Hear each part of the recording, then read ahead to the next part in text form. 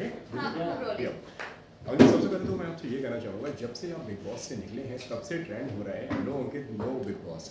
1.1 million से ज़्यादा लोग इसके ऊपर ट्वीट कर चुके हैं। वेल, जब से ही निकले हैं तब से ट्विटर पे तो आप नंबर 1 ट्रेंडिंग पे जा रहे हैं। क्या कहेंगे इस बारे में? किस तरीके का प्यार आपने बिग बॉस के घर में एक्सपेक्ट किया था, जबकि वो कंटेस्टेंट थे जिससे बोला गया कि आप बात नहीं करते हैं, आपको तरह तरह के नाम दिए गए, तरह तरह की तरीके से आपको ट्रोल किया गया। क्या कहना चाहेंगे आप इस पर? पहले तो मुझे एक्चुअली पता नहीं है कि अभी लोगों को कैसे पता चल गया कि मैं ऑलरेडी घर से बाहर आ चुका हूँ। बट जैसे भी पता चला, जो भी है, मुझे भी अभी अभी पता चला है कि ट्विटर पे ट्रेंडिंग चल रहा है over 1 million view tweets. It is overwhelming and I have no words to express this feeling. I think किसी भी आर्टिस्ट के लिए सबसे बड़ी बात होती है ऑडियंस का प्यार, और प्यार जब इस रूप में मिले तो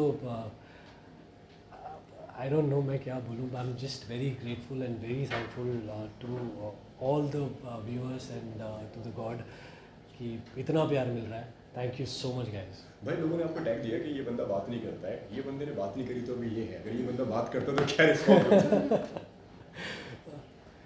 I don't know, हो सकता है मैं बात करता तो शायद नहीं मिलता प्यार, क्यों जो जैसा इंसान होता है आई थिंक वो पर्सनालिटी उसी के लिए बनी होती है ऐसी, तभी उसको इतना प्यार मिलता है।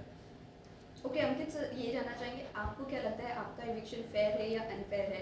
इफ अनफेयर है तो आपकी जगह कौन निकलना चाहिए था? थोड़ा सा अनफेयर मुझे लगा, क्योंकि ऑडियंस के हाथ में नहीं था इस बार इविक्शन, घर वालों के हाथ में था। और जब ये अनाउंस हुआ तो क्लियरली पता चल गया था कि मैं ही इविक्ट होने वाला हूँ, क्योंकि वो सारे घर वालों का टारगेट मैं और प्रियंका ही थे और मैं नॉमिनेटेड था। तो अगर मैं नहीं होता तो बहुत सारे लोग हैं घर में जिनको नॉमिनेट होना चाहिए, बट क्योंकि वो एक ग्रुप में खेल रहे हैं वो नॉमिनेटेड भी नहीं थे, जैसे कि सुम्बुल है, स्टैन है, निमृत है। तो आई डोंट थिंक उनका कुछ इतना ज़्यादा इन्वॉल्वमेंट है घर के अंदर। ओके। अंकित, साजिद खान आपके अच्छे दोस्त घर में दिखाई देते थे, लेकिन साथ ही उन्होंने ही आपका एविक्शन प्रेडिक्ट किया था। कहा था कि थर्सडे का स्क्रीन प्ले ये होगा कि अंकित घर से बाहर जाएगा, तो इस पर आप क्या कहना चाहोगे? तो साजिद सर बहुत कैलकुलेशंस करते हैं। तो क्योंकि 4 लोग नॉमिनेटेड थे, विकास, सृजिता, टीना और मैं। क्योंकि विकास और सृजिता वाइल्ड कार्ड है और उनको घर में इतना ज़्यादा समय हुआ नहीं है, 2 ही हफ्ते हुए हैं, तो एक ना एक ये मेरा भी थॉट प्रोसेस था कि शायद वो दोनों में से कोई ना जाए। और टीना, उसको एक बार निकाल के दोबारा घर में वापस लाए थे, तो थॉट प्रोसेस उसके पीछे ये भी होगा कि अगर टीना को जाना ही होता तो इतनी जल्दी वापस नहीं लेके आते, तो बचा फिर मैं। तो उस कैलकुलेशन के बेसिस पे शायद साजिद सर ने ये बोला होगा कि मेरा एविक्शन कंफर्म्ड है। बट अगर ये एविक्शन जनता के हाथ में होता, इतना प्यार देख के मुझे लग रहा है कि शायद मैं एविक्ट नहीं होता। बट भाई, अगर आप नहीं निकलते तो कौन निकलता? मेरी जगह जी। तो फिर आई थिंक सृजिता या विकास में से कोई निकलता। एंड भाई, हाल ही में आपने अर्चना को कहा है कि she is a bad person. जी। क्या भाई, क्या वजह लगी, या क्यों ऐसा? अभी तक उनका गेम प्लान आप देखोगे तो उनका एक पैटर्न है। सबसे पहले तो वो किसी के लिए लॉयल नहीं है। जो लोग उनसे दोस्ती करते हैं वो उन्हीं के साथ दगाबाजी करती हैं, उन्हीं के लिए चीज़ें ख़राब करती हैं। फिर जो चीज़ वो खुद करती हैं वो उनके लिए सही होती है, बाकी अगर कोई और सेम चीज़ करता है वो उनके लिए गलत होती है, और उस बात पे वो बहुत मुद्दे बनाती हैं। छोटी छोटी बातों पे के मुद्दे बनाती हैं। जैसे एक मुद्दा उनके लिए ये बनाता है कि आज तक मैंने किचन में किसी के लिए किसी की हेल्प नहीं ली, और ये उन्होंने इतनी बड़ी स्टेटमेंट इस बात पे बोल दी कि मेरी माँ मर जाए अगर आज तक मैंने किचन में किसी की हेल्प ली हो। जो उनको भी पता है कि हेल्प हर कोई ले लेता है और उन्होंने भी ली है, बट ये कोई इतनी बड़ी चीज़ नहीं है कि आपने हेल्प ले ली। सबको हेल्प की थोड़ी बहुत ज़रूरत पड़ती है, बट उसमें अपने माँ बाप को खींचना, मेरी माँ मर जाए, ये सब बोलना, इट शोज़ कि आप अपने पेरेंट्स की कितनी रिस्पेक्ट करते हो। आप अपने पेरेंट्स की रिस्पेक्ट नहीं करते हो तो आप किसी और के पेरेंट्स की क्या रिस्पेक्ट करोगे। बात बात पे वो लोगों के संस्कार पे चली जाती है, माँ बाप पे चली जाती है। उनकी लैंग्वेज आप लोग सभी ने सुनी है, कैसी लैंग्वेज वो बोलती हैं, नाली की औरत एंड पता नहीं क्या क्या बोलती हैं। और वो सिर्फ अपने गेम के लिए लॉयल है, वो किसी के लिए लॉयल नहीं है। और जब ये एक टास्क हुआ था जिसमें घर से चिट्ठी मिलने वाली थी, और उस टाइम पे मेजॉरिटी ने बोला था कि शालीन जाएगा अपनी चिट्ठी लेने, अर्चना नहीं जाएगी। वो इतनी चिढ़ गई, उसको ये पता था कि शालीन को मेडिकल इश्यूज हैं और उसको प्रोटीन की बहुत ज़रूरत है, उसको उसने अर्चना ने उसका खाना बनाने से मना कर दिया था। तो इन सब चीज़ों से आप किसी इंसान का दिल दिखता है कि वो कैसा है। शालीन का जिक्र किया, तो शालीन और टीना के रिलेशन के बारे में क्या बोलना चाहेंगे? देखिए, मैं उस लायक नहीं हूँ कि मैं किसी के भी रिलेशनशिप पे कोई भी कमेंट करूँ। बट आपने हंसी मजाक में बोला था क्या भाई बहन का रिलेशनशिप है। वो तो अपना हंसी मजाक चलता ही रहता है, बट उनके रिश्ते को बहुत लोगों ने फेक बोला। और एक बार टीना ने मुझसे ये पूछा भी था कि क्या आपको भी हमारा रिश्ता फेक लगता है। तब मैंने उनसे एक चीज़ बोली थी कि आपका जो रिश्ता जो दिखता है वो ऑब्वियसली दोस्ती का नहीं दिखता, वो दोस्ती से थोड़ा ज़्यादा दिखता है और दिखता है कि आप दोनों एक दूसरे को लाइक करते हो। लेकिन प्रॉब्लम तब होती है जब आपसे कोई पूछता है कि ये रिश्ता क्या है और आप दोनों पॉइंट ब्लैंक बोल देते हो कि हमारी तरफ से ज़ीरो है।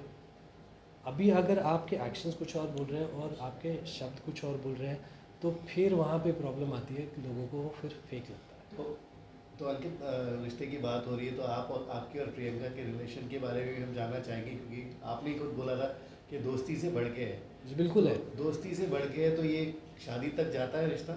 मैं शादी में बिलीव ही नहीं करता होता तो शायद बट चला अभी जाता। आपकी पॉजिटिवनेस देखने मिली थी, जहाँ तक मतलब अगर प्रियंका शालीन शालीन के साथ करीब आती है, yes, अरे ये तो फन मस्ती होती है, मजाक होते हैं। आई एम श्योर ऑडियंस ये चीज़ समझती है। बट भाई शादी को लेके क्या भाई डेफिनेशन है आपकी नज़र में, अगर आप इन शॉर्ट बताना चाहें? शालीन को लेके नहीं, शादी को लेके। शादी को लेके या मुझे ऐसा लगता है कि शादी ना is a man made law. ये अपनी कन्वीनियंस के हिसाब से लोगों ने बनाया है।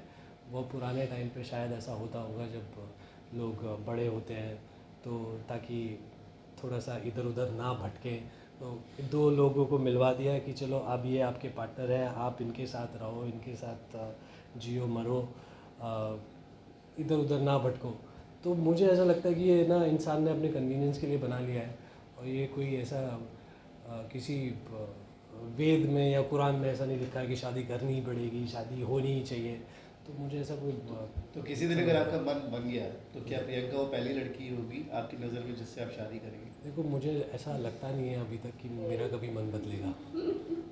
ओके, अंकित ये जानना चाहेंगे, आपको ऐसा लगता है आपका एविक्शन अनफेयर है, राइट? और हमने भी ये भी देखा कि MC स्टैन जो है 2 बार फिजिकल वायलेंस उन्होंने किया है घर में। इनफैक्ट उन्होंने थ्रेट भी दिए जिस वजह से बाहर काफ़ी ज़्यादा ये चीज़ों को उठाया गया है। क्या आपको नहीं लगता MC स्टैन के अगेंस्ट, आपके अगेंस्ट बिग बॉस बायस थे? बायस नहीं बोलूँगा, बट हो सकता है कोई गेम प्लान हो। और जो MC स्टैन का फिज़िकल अब्यूज़ हुआ, जो उन्होंने वो किया था, वायलेंस किया था, उसमें बिग बॉस ने टीना से पूछा था कि आप क्या चाहते हो, स्टैन घर से बाहर जाए या उनको घर में रह के कुछ सज़ा मिले। वो एंटायरली टीना का कॉल था और टीना ने उस टाइम पे अपनी दोस्ती दिखाते हुए स्टैन को घर से बेघर होने से बचाया, जिसकी वजह से स्टैन 4 हफ्ते के लिए नॉमिनेटेड भी थे। और रही बात वो थ्रेट की, या जब गुस्सा होता है, लड़ाई झगड़ा होता है, तो बहुत सारी चीज़ें इंसान ऐसी बोल देता है जो वो मीन नहीं करता है। अब गुस्से में बोली गई हर चीज़ को आप लिटरली नहीं, I mean this is my perspective कि उसको लिटरली नहीं लेना चाहिए। ओके, आपकी कैप्टनसी में हमने देखा कि आपको सबसे ज़्यादा बिग बॉस की तरफ से टॉर्चर किया गया, हर चीज़ में बताया गया, ऐसी किसी की भी कैप्टनसी में नहीं बताया गया। आपको क्या लगता है इस बारे में, आप क्या कहना चाहोगे, क्या बायस थे? मुझे तो ऐसा लगता है कि मैंने अपनी कैप्टनसी बड़े अच्छे से निभाई। मेरी कैप्टनसी में घर एकदम स्मूथली रन हुआ, सब ने अपना काम टाइम से किया, लोगों को लंच और डिनर टाइम से मिला। उस पूरे हफ्ते किसी का मैंने झगड़ा नहीं होने दिया, सबसे बड़ी बात। अब ऑब्वियसली वो चीज़ मे बी शो के लिए बहुत ख़राब होगी, बट मेरे लिए on a personal level it was a very good thing and मुझे अपनी कैप्टनसी से कोई प्रॉब्लम नहीं। भाई लास्टली अगर शिव की अगर हम बात करें तो हर बार वो आपको और प्रियंका को टारगेट करते हुए नजर आते हैं। भले नॉमिनेट भी अगर कर रहे हैं तो वहाँ पे जो भी हाल ही में जो हुआ जिस तरीके से कि उन्होंने बोला कि मुझे बोलने नहीं देते हो, ये बोलने नहीं देते हैं क्योंकि उनकी बातें खुल के सामने ही ना आए। आपको पोपट बोलते हैं, कहीं आपको कई और तरह तरह के नाम बोलते हैं, पता नहीं क्या क्या क्या बोल के उन्होंने पूरे सीजन भर में आपको बताया। उन पर क्या कहेंगे आप, वो कितने जेन्युइन है? ये अगर आप फॉलो करोगे बिग बॉस तो आपको शिव का ये पैटर्न नज़र आएगा कि शिव की जितनी भी खुद की प्रॉब्लम्स होती हैं वो दूसरों पे डाल के उसको सामने वाले को इतना गलत दिखाने की कोशिश करता है कि वो खुद ब खुद सही दिखने लगे। जैसे कि वो खुद मंडली का पोपट है, जो मंडली बोलती है एक दूसरे को फॉलो करते हैं, तो वो उस चीज़ को मुझ पे डालने की कोशिश की। अगर मैं प्रियंका के साथ अपनी दोस्ती निभा रहा हूँ तो मैं पोपट, लेकिन वो 6 लोगों के साथ अपनी दोस्ती निभा रहा है तो वो सही, वो सच्चा दोस्त। जबकि सब आई एम श्योर कि लोगों को ये दिखा होगा कि किसकी दोस्ती कन्वीनियंस की है, किसकी दोस्ती फ़ायदे की है। और ये पोपट वाली बात शेखर सर ने एपिसोड में आके क्लियर भी की थी कि जो पोपट पोपट बोलता है वो खुद कितना बड़ा पोपट है।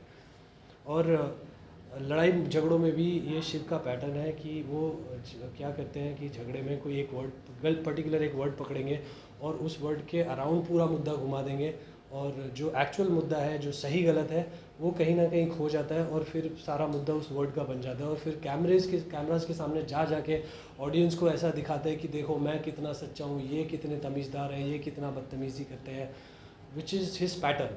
और आई थिंक क्योंकि वो बिग बॉस मराठी के विनर भी रहे हैं तो ही नोज़ द गेम, और उनको टैक्टिक्स पता है कि कैसे क्या करना है, कैसे सामने वाले को नीचा दिखाना है, और वो ये यहाँ पे भी कर रहे हैं। प्रियंका अब जब को बाहर आप पूछो आज अब आप जब बाहर आ गए हैं तो प्रियंका अकेली हो गई, तो क्या लगता है आपको, कौन उनका फ्रेंड बनेगा, कौन सपोर्ट करेगा, और उनके फैंस के लिए, प्रियंका के फैंस के लिए क्या बोलना चाहेंगे? मुझे ऐसा लगता है कि इस टाइम पे क्योंकि जब जितनी भी बातें मुझे पता चल रही हैं बाहर आके, तो प्रियंका को किसी को भी ट्रस्ट नहीं करना चाहिए।